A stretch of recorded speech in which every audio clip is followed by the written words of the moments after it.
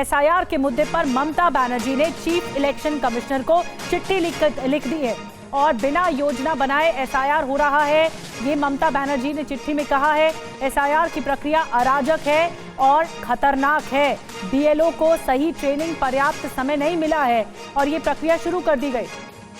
SIR को लोगों और अफसरों पर थोपा जा रहा है, ये ममता बनर्जी ने इस चिट्ठी में लिखा है। तो एसआईआर पर जबरदस्त तरीके से भड़क गई हैं ममता बनर्जी और चुनाव आयोग को ये लेटर लिखा है, अग्रेसिवली ये लेटर लिखा है। आरोप क्या क्या लगाए गए हैं सीएम की तरफ से आपको बता दें।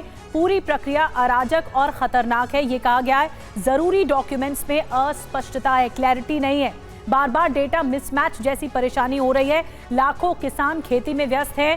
कार्रवाई की धमकी से बीएलओ में डर पैदा हो गया है। ममता की मांग क्या है? डिमांड ये रखी गई है कि एसआईआर की प्रक्रिया तुरंत रोक दी जानी चाहिए। 3 साल की प्रक्रिया 3 महीने में असंभव है, पॉसिबल नहीं है। बलपूर्वक धमकी देकर एसआईआर संभव नहीं है पूरे राज्य में। बीएलओ को सही ट्रेनिंग और सपोर्ट दिए जाने की जरूरत है। पहले ये हो जाए, उसके बाद ये प्रक्रिया आगे बढ़े। आयोग अपनी कार्यप्रणाली दुरुस्त करे। ममता ने चेतावनी भी दी है कि सिस्टम, अफसर, नागरिक के लिए परिणाम घातक होंगे अगर ये प्रक्रिया आगे बढ़ी। पश्चिम बंगाल में लोकतंत्र कमजोर हो जाएगा, ये भी कहा गया उनकी ओर से। और मुख्य चुनाव आयोग ज्ञानेश कुमार के खिलाफ इंडिया गुट अब प्रस्ताव ला सकता है। ये विपक्ष की एक बड़ी स्ट्रैटेजी है। शीतकालीन सत्र के दरमियान प्रस्ताव लाने की तैयारी में पूरा विपक्ष जुट गया है। मुख्य चुनाव आयुक्त को हटाने के लिए प्रस्ताव लाने की तैयारी चल रही है। 14 दिसंबर को रामलीला मैदान में बड़ी रैली भी कांग्रेस की ओर से की जाएगी।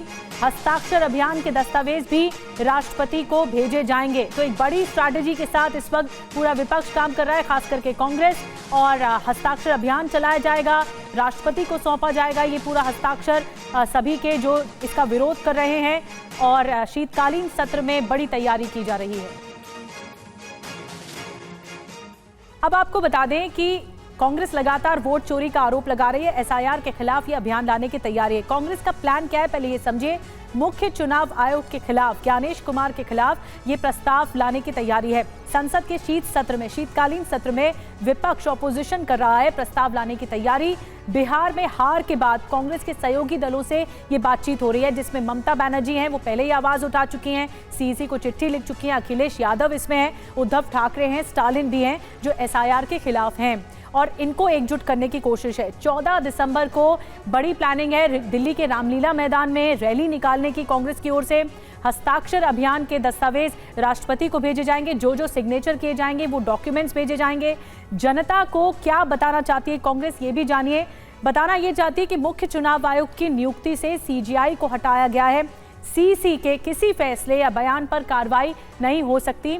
किसी आयुक्त या किसी कमिश्नर को सीसी की सिफारिश के बगैर नहीं हटा सकते। चुनाव आयोग सरकार के साथ मिलकर खुलकर धांधली करता है, ये बताने की कोशिश है जनता को। 45 दिनों में सीसीटीवी फुटेज नष्ट करके सत्ता को फायदा पहुंचाता है चुनाव आयोग, ये बताने की कोशिश है। प्रस्ताव लाने पर विपक्ष को अपनी बात कहने का मौका मिलेगा, ये बताने की कोशिश है। तो कांग्रेस ने एक बड़ी स्ट्रैटेजी के साथ आगे बढ़ रही है। बेशक नंबर नहीं है कांग्रेस के पास, लेकिन फिर भी स्ट्रैटेजी बड़ी है। अब आपको सुनाते हैं कैसे एसआईआर को लेकर सियासी बयानबाजी भी शुरू हो गई है। एसआईआर का इलेक्शन कमीशन का मुद्दा आएगा, इसमें तो मुझे कोई शक नहीं है। पिटीशन होगा, इलेक्शन उसका जाएगा, कोई वोटिंग वाला जाएगा, ये तो अलायंस साथ में तय करेगा। मेरा सिर्फ एक इसमें व्यक्तिगत ये है कि भाई हम जो लाएंगे वो इलेक्शन कमिश्नर के खिलाफ लाएंगे, जो एक कॉन्स्टिट्यूशनल अथॉरिटी है। ये इलेक्शन कमीशन तो कॉन्स्टिट्यूशनल अथॉरिटी है ही नहीं, ये तो बीजेपी का वर्कर है। अब उसके खिलाफ क्या लाओगे आप महाभियोग का प्रस्ताव? चलिए टेक्निकली लाना चाहिए, उससे डिबेट अच्छी होगी।